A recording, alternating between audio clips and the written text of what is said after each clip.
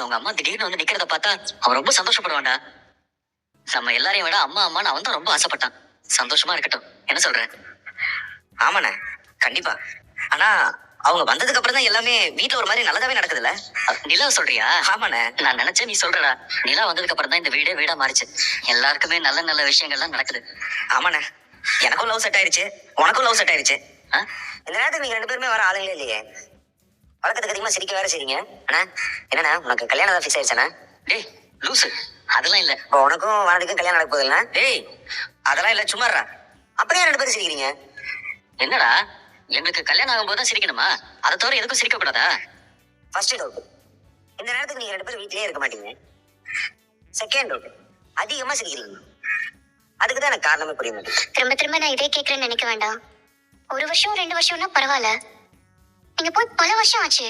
இத்தனை வருஷத்துல ஒரு நாள் கூட பலவனை பார்க்கணும்னு உங்களுக்கு தோணலையா? நீங்க இதே ஊர்ல வேற இருந்திருக்கீங்க. அவனை பார்க்க முயற்சி கூட பண்ணலையா நீங்க? உன் கேள்விக்கெல்லாம் என்கிட்ட பதில் இல்லையம்மா. எனக்கு இருந்த சூழ்நிலை அப்படி.